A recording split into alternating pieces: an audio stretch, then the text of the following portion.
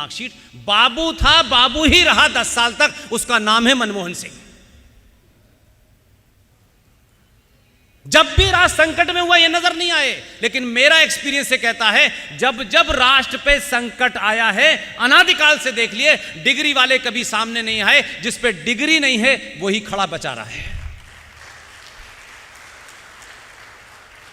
इसलिए बहुत सारे काम करने का तरीका होता है, आप उसका ढंढोरा बहुत पीटें, उसकी जरूरत नहीं होती है। प्रधानमंत्री की शपथ ली, आप कह सकते हैं कि मैं उनकी शान में कसीदे पढ़ रहा हूं, नहीं, मैं आपके अंदर वो बात बताने की कोशिश कर रहा हूं कि आप आचार्य चाणक्य के वंशज हैं, बापू के वंशज नहीं हैं।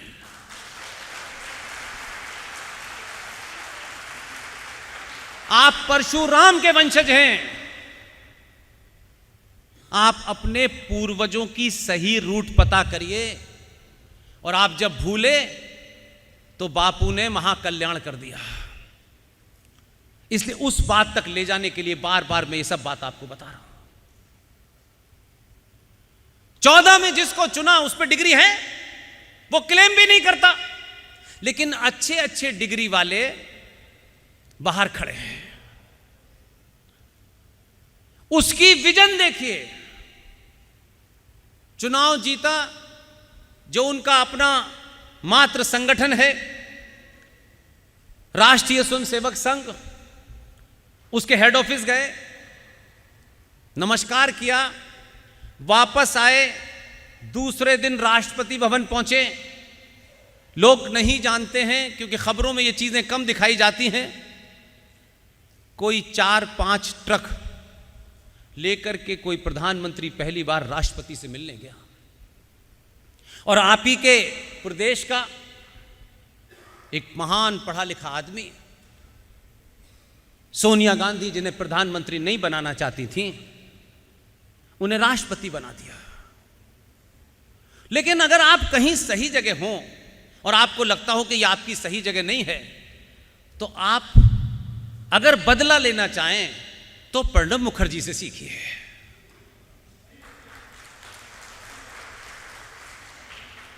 इसलिए प्रणब मुखर्जी कांग्रेसी है, इसलिए मेरा कोई विरोध नहीं, वो कोई हो, उन्होंने जो काम किया मेरे लिए महत्वपूर्ण है, मेरे लिए उसो अमर है। बाकी वो क्या थे नहीं थे, किस पार्टी के थे, पार्टी क्या है, पार्टी दुकानें हैं। आज इस पार्टी का माल बिक रहा है तो लोग इधर आ रहे हैं, छोड़ छोड़ के आ रहे हैं, खड़े हैं लाइन में, ले लो। आज ही 2 आए हैं महाराष्ट्र में, सडनली सेकुलर कम्युनल हो गए, कह रहे यही बिक रहा है। तो इसकी चिंता मत कीजिए कि पार्टी कोई, सब पार्टी होती है, पार्टियों का काम ही यही है, उसकी ग्रामर ही अलग है। पार्टी के रहते हुए आप राष्ट्र की बात करेंगे तो गड़बड़ होगा। राष्ट्रपति भवन पहुंचा, पूरे मान सम्मान के साथ बंगाल के उस पुत्र प्रणब मुखर्जी के पैर छुए। भारत के राष्ट्रपति भवन में पहली बार किसी ने, ये नजारा देखो, जो 40-50 स्टाफ था, वो हतप्रत था कि एक प्रधानमंत्री राष्ट्रपति के पैर छू रहा है। ये तो अलग बात है, जबकि ये राष्ट्रपति ने उस माता के पैर नहीं छुए, इसलिए ये राष्ट्रपति बना, प्रधानमंत्री नहीं बन पाया था। कि ये ऐसा भी हो सकता है, 2 विचारधाराओं का बात है, तब भी उसने चिंता नहीं की। उसने पैर छू करके पूरे देश को दिया कि देखिए जो भी कुछ है, प्रणब दादा, उनके ज्ञान, उनके पास जो एक्सपीरियंस है वो नहीं है। पैर छूने का मतलब यह नहीं था कि वो छोटा हो गया, ये कभी मत मानिएगा पैर छूने से कोई छोटा होता है। लेकिन पैर छू करके उसने क्या काम किया, सिर्फ एक ही बात पूछी, प्रणब दा, इस देश में दुनिया के बड़े बड़े हेड ऑफ स्टेट आते हैं, जब आपसे मिलते हैं, इसलिए मैं कह रहा हूं कि आप होमवर्क अगर ठीक करके जाएंगे तो गड़बड़ नहीं होगी। लेकिन वो होमवर्क करके गया, लेकिन उसने एक्सप्रेशन ये दिया वहां कि मुझे कुछ पता नहीं है। और प्रणब दा जानते थे इस बात को, लेकिन बंगाली थे, मुंह से सच निकल गया उनके। उनसे पूछा कि जब यहां हेड ऑफ स्टेट आते हैं तो आप उन्हें भारत की पहचान के रूप में क्या देते हैं। वो बेचारे भोले आदमी थे, वैसे ही आहत थे सोनिया गांधी से। उन्होंने कहा हम ताजमहल देते हैं, बस इतना कहना था। उसने सिर्फ एक ही हाथ जोड़ के कहा, महामहिम, भारत की पहचान ताजमहल नहीं हो सकता। विश्व की जितनी भाषाएं हैं उन भाषाओं में मैंने गीता छपवाई है, राष्ट्रपति भवन के बाहर रखी है। अब से जो भी आएगा उसे गीता दी जाएगी।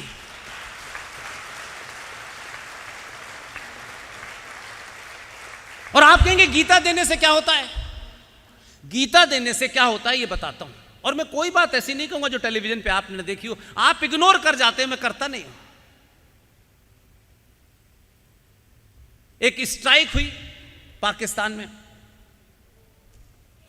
इस दरमियान 5 साल में बहुत सारे विदेशी मेहमान आए, उनको उसी यानी अजरबैजान में जो भाषा बोली जाती है उसमें गीता छपी हुई है। और हम हिंदुस्तानियों की दिक्कत यह होती है कि हम महंगी से महंगी किताब जो मार्केट में जिसकी ज्यादा चर्चा होती है, खासतौर से जिनके पास धन ज्यादा है, हमारे पास तो किताब खरीदने का भी धन नहीं है, वो हर बड़ी किताब अपने ड्राइंग रूम में सजा देते हैं। छू करके पहला पन्ना नहीं खोलेंगे, लेकिन ड्राइंग रूम में पूरी लाइब्रेरी लगी होगी, क्योंकि बताना है कि हम पढ़े लिखे हैं, हर किताब पढ़ी हमने। लेकिन विदेशी ऐसे नहीं है। उस पूरे 5 साल में ट्रंप भी आया, रशियन भी आए, सबको दी, लेकिन बाद में यह पता चला कि ये पढ़ते भी हैं, ये रखते नहीं हैं। तो एक स्ट्राइक हुई पाकिस्तान के साथ में, और उस मुल्क में 10 साल मैंने वहां के एक प्राइवेट टेलीविजन का मैं इंडिया हेड रहा हूं, तो मुझे बहुत कुछ वहां का हालात अंदर के पता है। और एक बेचारा अभिनंदन नाम का एक फौजी हमारा उधर रह गया। तो ऐसी महामूर्ख कौम मैंने देखी नहीं दुनिया में।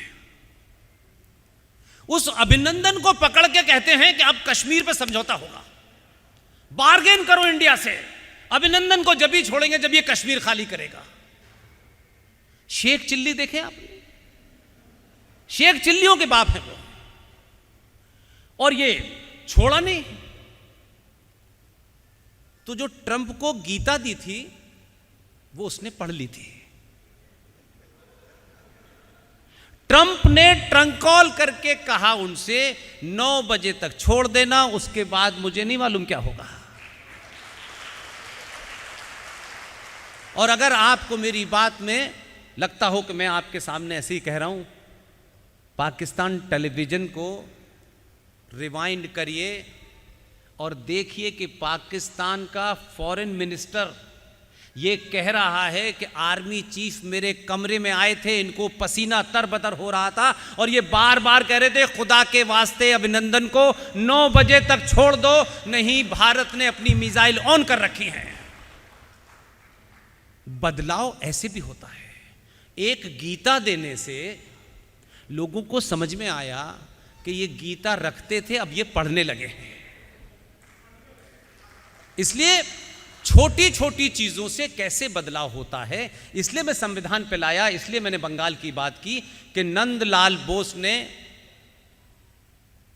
राम मनोहर सिन्हा साहब को यह काम सौंपा, और चचा जान को इसकी भनक लगी। वो फ्लाई करके यहां पहुंचे शांति निकेतन, और नंदलाल बोस से बोले भाई मैंने सुना है ऐसा कुछ है। बोले हाँ कुछ है तो, लेकिन अभी उस पर पूरी चर्चा नहीं हुई है। तो बोले मैंने सुना वो लड़का कहाँ है? बोले वो तो छुट्टी पे गया है। और शांति निकेतन के नीचे वाले तल में वो सारे फोटो तैयार कर रहा था, और सब कुछ तैयार किया उन्होंने। और तैयार करने के बाद सोचिए कितनी साइलेंट काम किया होगा। मैं इसलिए कहता हूं कि उनसे बड़ा राष्ट्रवादी कोई पैदा ही नहीं हो सकता है। दिल्ली आए 25 नवंबर 1950, इस डेट को याद रखिएगा। 25 नवंबर 1950 को जब संविधान की कॉपी तैयार होकर के कंपाइल होने जा रही थी, एक ही दिन में 22 चित्र संविधान में लगाए गए और सिग्नेचर सबसे करा लिए गए, चचा को पता ही नहीं चला। और 26 नवंबर 1950 को उस संविधान को आसमत साथ किया गया। उसी संविधान के पृष्ठ पहले को अगर मुझे और आप और सबको पता होता, हमारे बच्चों को पता होता, तो ये जो बाबा विश्वनाथ की नगरी में एक जो ओरिजिनल जिसे कहते हैं वो मूल है, जिस शिवलिंग बाबा विश्वनाथ पे आप पानी डालते हैं वो मूल नहीं है, वो ओरिजिनल नहीं है।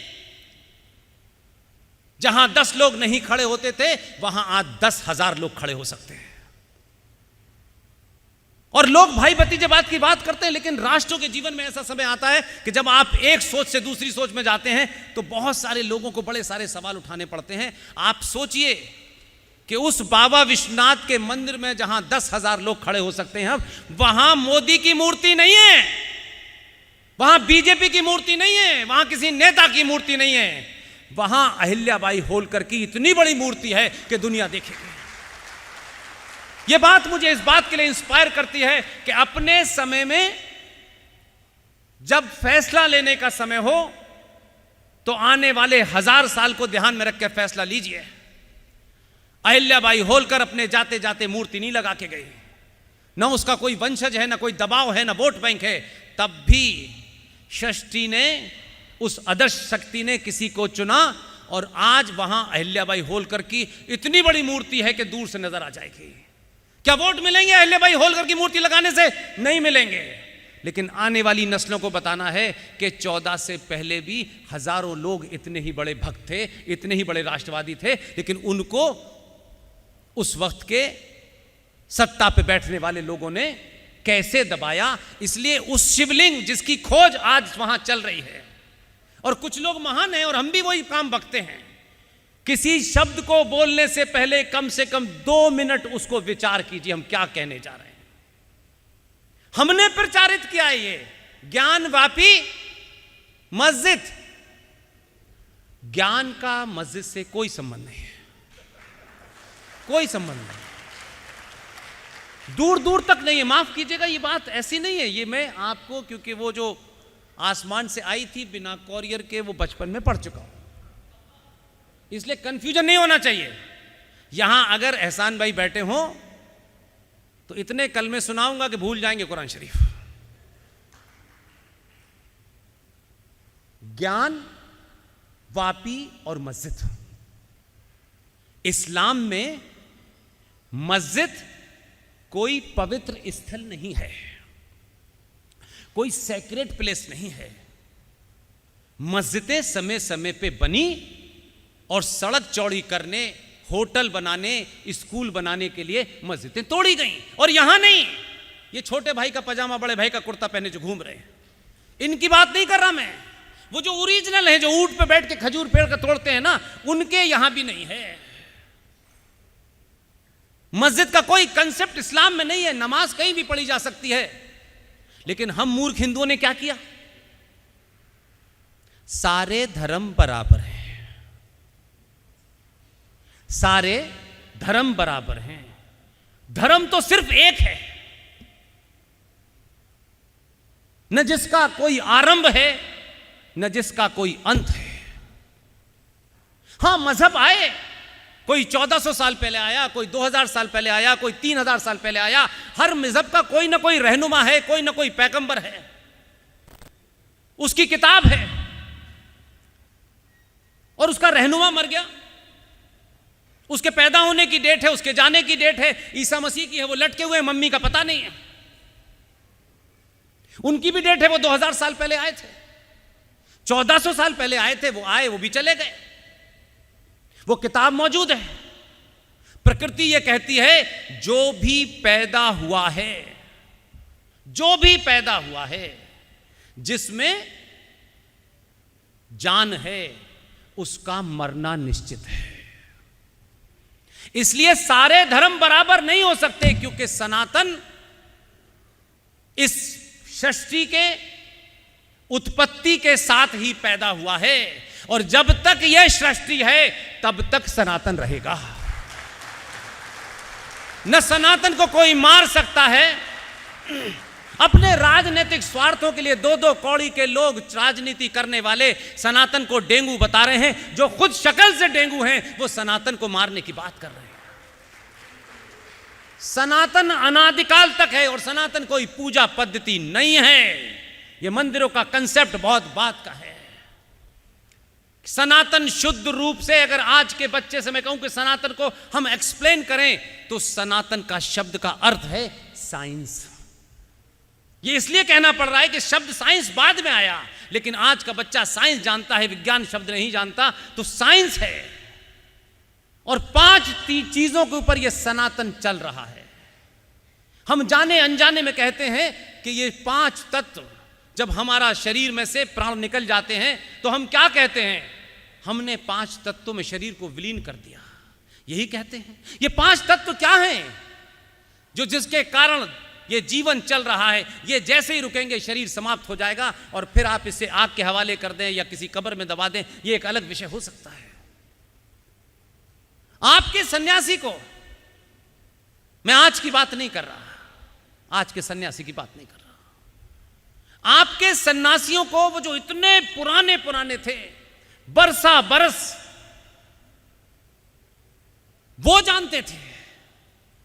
लेकिन हमारी अवस्था यह है कि जब हमें चावल और आटे में बिकना है तो सन्यासी की बात हमारी समझ में कैसे आएगी? उस सन्यासी ने हजारों साल पहले आपको उस तरीके से मैसेज दिया जैसे हमारे समाज में मां देती है।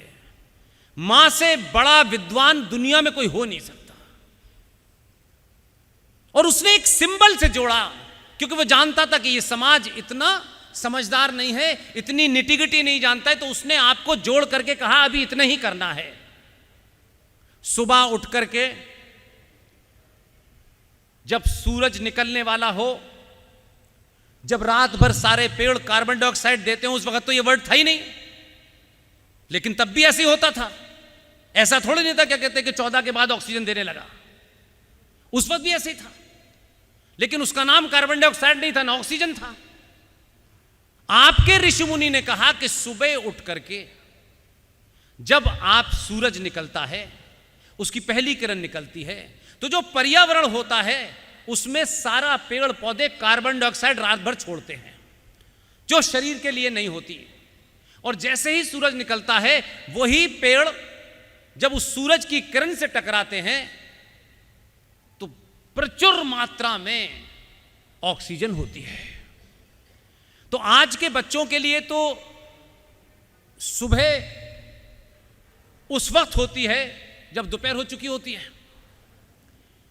तो उन बेचारों की गलती नहीं है। लेकिन उस वक्त यह कहा गया आपके सन्यासी ने कि सुबह उठ करके सूरज की तरफ मुंह करके आंखें खोल करके एक लोटा पानी सूरज को चढ़ाना। वो वहां से शुरू किया, उसमें साइंस थी, लेकिन अब हम आंखें बंद करके चढ़ाते हैं। जब सूरज की किरणें निकलती हैं और वो पानी से टकराती हैं, तो जितनी रोशनी की किरणें होती हैं वो एक जगह आ जाती हैं, और आप आंखें खोल करके सूरज की तरफ देखते हैं। वो पानी आपकी आंखों को खुला रखता है, और पूरे दिन के लिए आपको शरीर को जो अग्नि चाहिए होती है वो सूरज यहां देता है, फिर आप पूरे दिन काम कर सकते हैं। तो 5 तत्वों में से अग्नि आपको मिल गई। और फिर उसी सनातन में आज एनवायरमेंट मिनिस्ट्री है, आज क्लाइमेट चेंज पे अरबों खरबों रुपया खर्च हो रहा है। लेकिन उस ऋषि मुनि ने हजारों हजारों साल पहले एक सिंबॉलिक तरीके से, क्योंकि मनुष्य को या किसी छोटे बच्चे को समझाने के लिए कभी किसी सिंबल का इस्तेमाल करना पड़ता है, उसने कहा कि पूरे दुनिया में इस सृष्टि में सनातनी हिंदुओं एक ही काम करना है, एक पेड़ को प्रोटेक्ट करना है। लेकिन जब वो ये कहता कि पेड़ को प्रोटेक्ट करना है, तो शायद आपको समझ नहीं आता, क्योंकि उस जमाने कोई शिक्षा वगैरह ऐसी नहीं थी। लोग हमेशा अपने स्वामी की बात सुनते थे और उसको मानते थे, तर्क कम करते थे। उसने कहा सिर्फ एक पेड़ को बचाना है, इसलिए उस पेड़ की पूजा करनी है।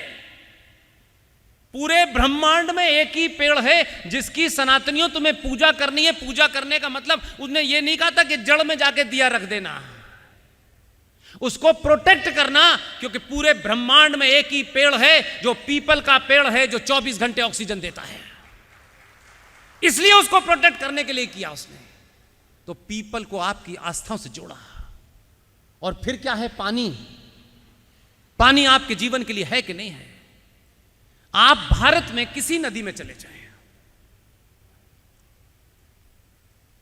किस नदी का नाम, कोई गंगा माँ है, कोई जमुना माँ है, कोई सरस्वती है, कोई कृष्णा है, पिताजी के नाम पे क्यों नहीं है? क्यों नहीं है? मां हमारे साहित्य में, संस्कारों में दुनिया की सबसे पवित्र और दुनिया का एकमात्र सच है मां। आप कह सकते हैं ये मैं क्यों कह रहा हूं? मां ने ही मुझे अपने पेट में 9 महीने रखा है। इसलिए हम जब अनकॉन्शियस माइंड से देखते हैं तब हमको पता चलता है, नहीं हम लोग रटी रटाई बातें करते हैं। क्या किसी ने सिलेबस बनाया था कि सीताराम कहना, राधा कृष्ण कहना? कोई सिलेबस में लिखा हुआ था क्या ये? या आपके सबकॉन्शियस माइंड में था कि मां सीता के बाद राम आएगा, राधा के बाद कृष्ण आएगा? और मां क्यों सच्ची है, मां क्यों पवित्र है?